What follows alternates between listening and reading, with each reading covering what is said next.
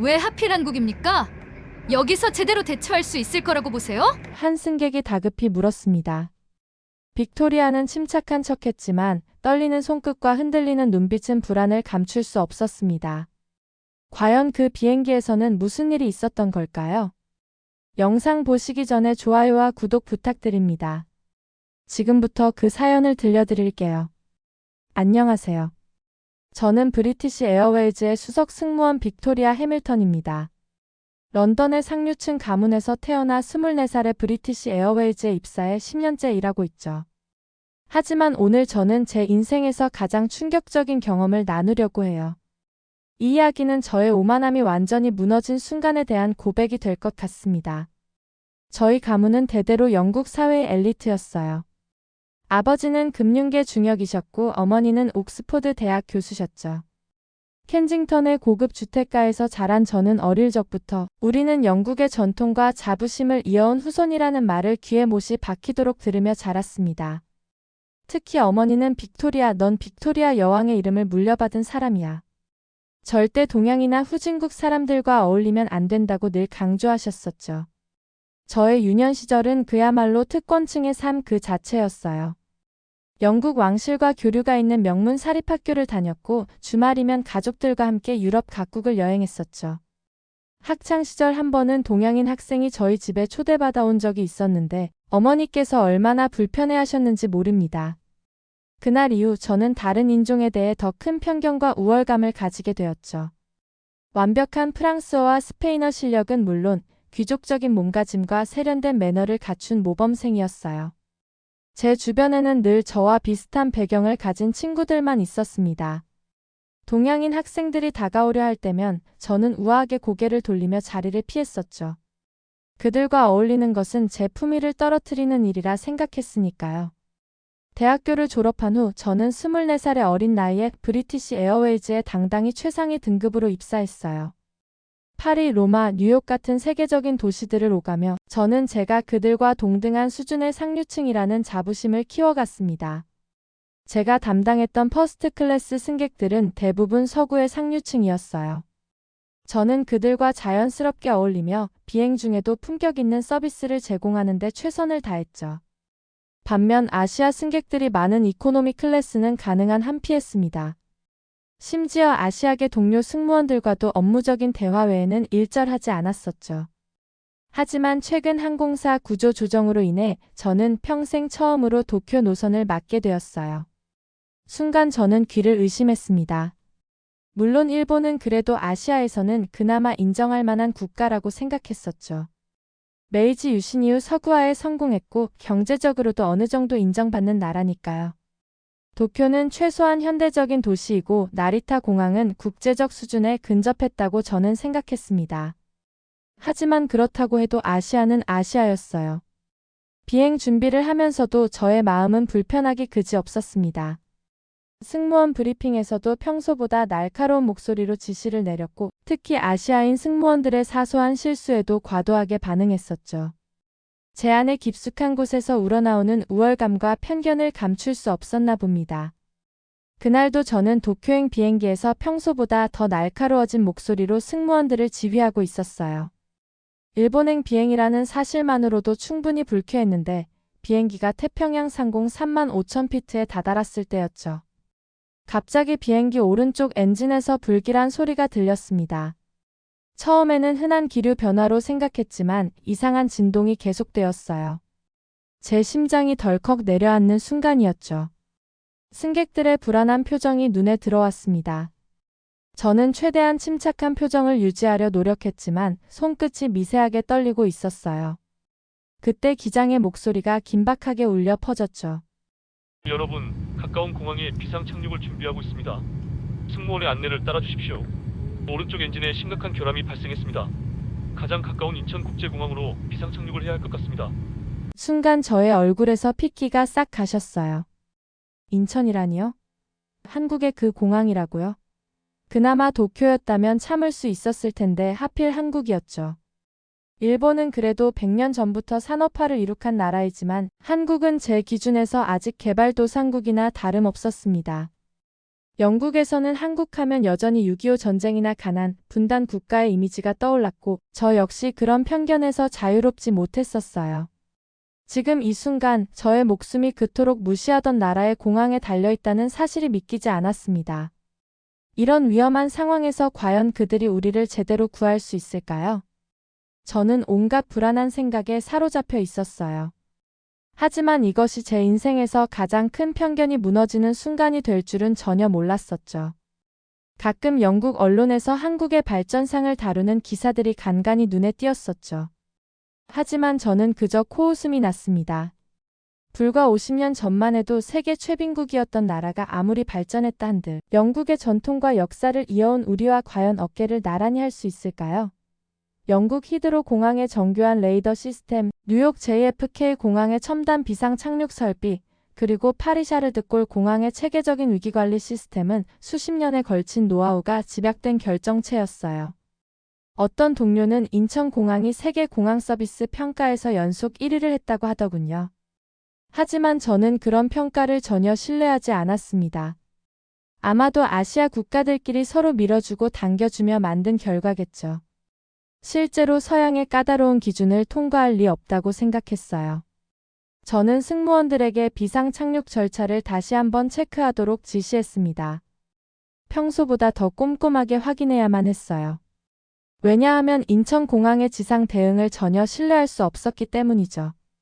가난하던 시절 지어진 낡은 활주로는 아닐까?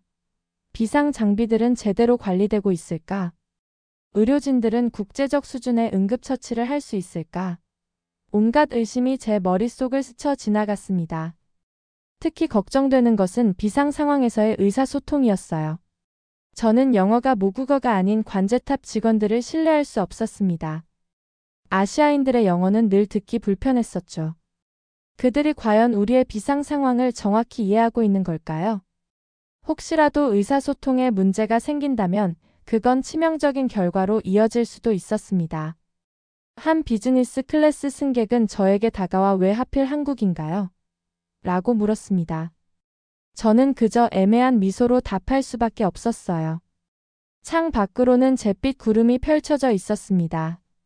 평소라면 그저 일상적으로 보였을 풍경이 지금은 불길한 징조처럼 느껴졌죠. 비행기가 고도를 낮추기 시작하자 객실이 흔들렸어요. 평소보다 심한 난기류 때문이었죠. 비행 매뉴얼을 다시 한번 확인하면서 저는 인천공항의 비상 연락망도 점검해 보았습니다. 휴대폰에 저장된 현지 연락처들을 보며 한숨이 나왔어요. 과연 이 번호들이 제대로 작동할까요? 선진국들처럼 체계적인 비상 대응 시스템은 있을까요? 아마도 우리가 직접 모든 것을 챙겨야 할지도 모른다는 생각이 들었습니다. 관제탑과의 교신이 시작되었습니다. 기장의 표정이 심각해졌죠.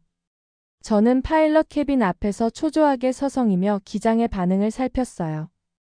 혹시라도 관제탑과의 소통에 문제가 있다면 즉시 대안을 찾아야 했습니다. 다행히도 기장은 차분해 보였지만 저는 여전히 안심할 수 없었어요. 이제 우리는 인천 상공에 진입했습니다.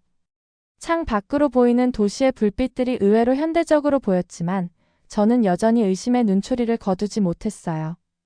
겉모습이 아무리 그럴듯해도 실제 위기 상황에서 제대로 된 대처가 가능할지는 의문이었기 때문이죠.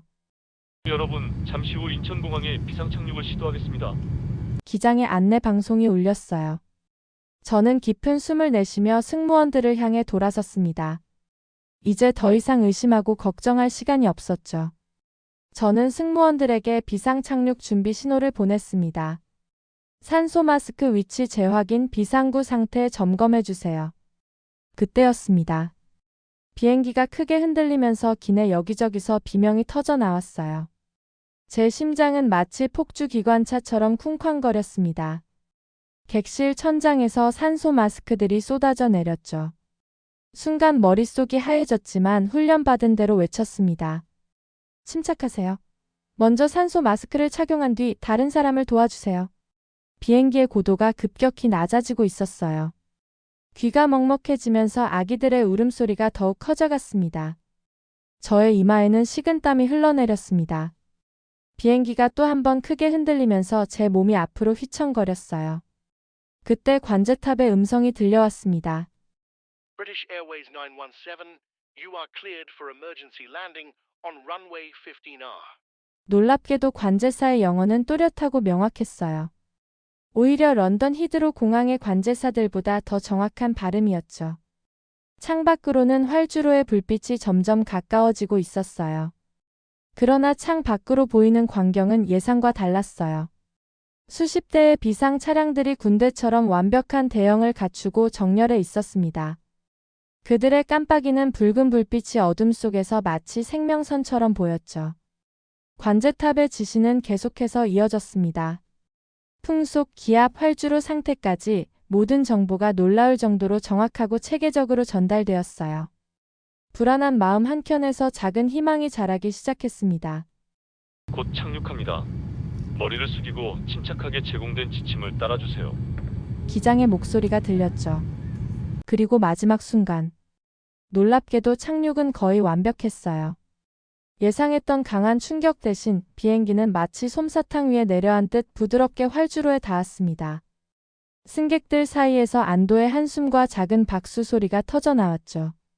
비행기가 완전히 멈추자 즉시 비상 슬라이드가 전개되었어요. 비상 차량들이 번개처럼 빠른 속도로 접근했고 구조대원들의 체계적인 움직임이 시작되었습니다. 그들은 각자의 위치에서 마치 오랫동안 연습한 것처럼 완벽한 팀워크를 보여주었죠. 승객들의 국적에 맞춰 차분하게 안내하는 모습이 인상적이었습니다. 비상 상황이 모두 종료되고 나서야 제 다리에 힘이 풀렸어요. 그제서야 실감이 났습니다. 우리가 방금 경험한 것은 단순한 비상 착륙이 아닌 완벽한 구조 작전이었다는 것을요. 그리고 그 모든 것이 제가 후진국이라 생각했던 곳에서 이루어졌다는 사실이 저를 더욱 놀라게 했습니다. 비상 착륙 후 엔진 점검을 위해 최소 5시간을 기다려야 한다는 소식에 승객들의 불만이 터져 나왔습니다. 저 역시 한숨이 나왔어요. 지친 승객들을 달래는 일이 쉽지 않을 거라 생각했죠. 그때였습니다. 라운지로 가는 길에 제 시선을 사로잡은 건 거대한 디지털 미디어 월이었어요.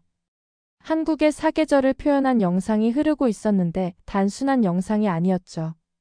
제가 다가가자 벚꽃이 제 주변으로 휘날렸고 한 걸음 물러서자 단풍잎이 춤추듯 떨어졌습니다. 마치 자연이 저를 반기는 것 같았어요. 이런 기술이 있다니. 저도 모르게 중얼거렸습니다. 그때 제 시선을 끈 건 문화체험 존이었어요. 처음에는 망설였어요. 하지만 호기심에 이끌려 스크린 앞에 섰죠. 화면 속에서 제 모습이 한복을 입은 모습으로 변했는데 신기하게도 어색하지 않았습니다. 오히려 우아하고 품격 있어 보였어요. 손동작을 따라 한복의 색상과 문양이 변하는 모습을 보며 문득 이상한 감정이 밀려왔습니다. 제가 그토록 무시했던 문화가 이렇게 아름답고 현대적일 수 있다니. 처음으로 제 편견이 부끄러워졌어요. 더 깊은 감동이 기다리고 있었습니다. 한쪽에서 들려오는 음악 소리를 따라가 보니 전통 악기와 현대 악기의 합주가 한창이었어요. 가야금이라는 전통 악기가 현대 악기들과 어우러져 익숙한 팝송을 연주하고 있었죠. 서양 음악만이 진정한 음악이라 여겼던 제 생각이 얼마나 편협했는지 깨달았습니다. 잠시 후 전통 공예 체험장으로 자리를 옮겼어요. 그곳에서는 작은 도자기에 그림을 그리는 체험을 하고 있었습니다. 처음에는 그저 단순한 관광용 활동이라 생각했는데 옆자리에 한국 도예가가 들려주는 청자와 백자에 대한 이야기가 흥미로웠죠. 영국의 도자기와는 또 다른 독특한 아름다움이 느껴졌습니다. 가장 깊은 인상을 받은 건 디지털 궁궐 산책이었어요. VR 기기를 쓰자 저는 600년 전 조선의 궁궐 안에 서 있었습니다. 현대 기술로 재현된 왕실 문화는 영국의 궁전 못지않게 화려하고 우아했어요. 제가 얼마나 편협한 시각으로 이 나라의 역사와 전통을 판단했는지 다시 한번 깨달았습니다.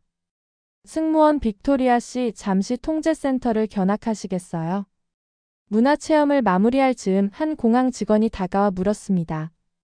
방금 전 체험하신 모든 프로그램들이 어떻게 운영되는지 보여드리고 싶어서요. 저는 호기심에 고개를 끄덕였어요. 이제는 확실히 알고 싶었거든요. 어떻게 이토록 완벽한 시스템이 가능한 건지, 전통과 현대가 어떻게 이렇게 자연스럽게 어우러질 수 있는 건지. 그리고 그 답을 찾으러 저는 인천공항의 심장부로 향했습니다. 통제센터로 들어서는 순간 제 눈앞에 펼쳐진 광경은 마치 미래의 한 장면 같았습니다. 방금 전까지 전통 문화를 체험하던 공간에서 이제는 첨단 기술의 중심부에 서 있었어요. 하지만 이상하게도 그 간극이 전혀 어색하지 않았죠. 중앙 스크린에는 공항 전체가 3D로 구현되어 있었습니다. AI가 실시간으로 모든 비행기의 움직임을 추적하고 최적의 이착륙 경로를 계산하고 있었어요. 우리의 비상 착륙 상황도 이 시스템이 완벽하게 통제했다고 하더군요.